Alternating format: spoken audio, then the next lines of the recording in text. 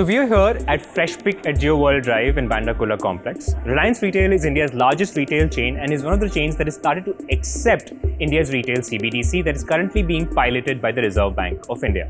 So far, about 2.43 crores worth of the retail CBDC has been issued according to an RTI query filed by Mint.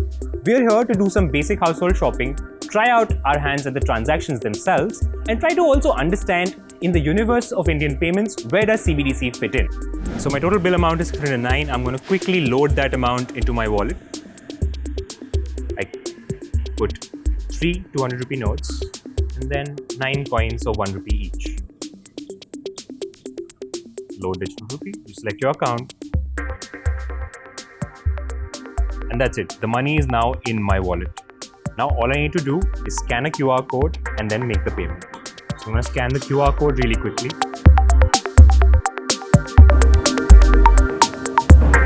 Oh, and it seems to have failed. We can try again. It seems to be failing. There's some technical issues with the CBDC, but it's only the pilot stage, so that's but expected. We'll try again in a bit and see how it works out. Now, this store in itself is one of multiple stores in Bombay that has started accepting the CBDC. So let's do some basic shopping, pick it up and see how the transaction flows. So one of the transactions I'm going to be making is buying a bottle of mayonnaise, which costs about 89 rupees to be specific. But the problem is, even though I have enough money in my wallet, I don't have the specific denominations required to make this payment. So what I'll do is, yet again, just to show you, I will click on send to send the money, scan the QR code. It shows me the right store. I do send digital rupee, but as you can see, I don't have the necessary denominations. It's only 5 or 500 or 2, which will not solve the need for 89 rupees. What then I'm required to do is load the correct denomination into my account. So I can do 150, 120, 110, 15, 12, and then another 2, right? So that's 89 exact that I need to send. I click on load digital rupee, choose the account. It shows me the denominations and I click on load and it's done.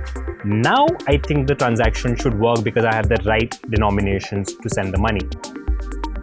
Click on send, scan the QR code again, select the store, right? Now you can see I have the right denominations to do it.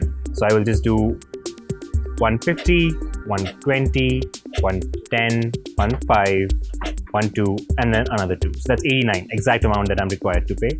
I click on send, confirm that it's the right denominations. Then I click on send digital rupee, enter my PIN,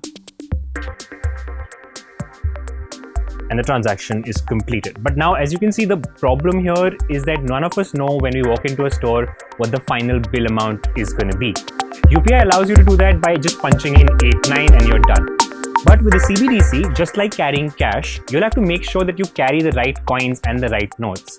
This can slow down the process for merchants, add friction, and especially when people are just so used to making payments in an exact denomination, the CBDC could face a challenge on this front. Now, this is governed by an old law, which is why specific denominations have to be issued. This could be changed in the future, but we've had no indication that it will be.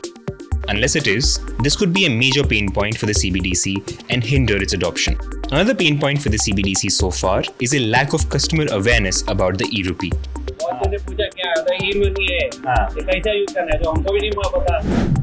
Over the last few days, we've been around Bombay trying out CBDC transactions at different locations, merchants both small and large.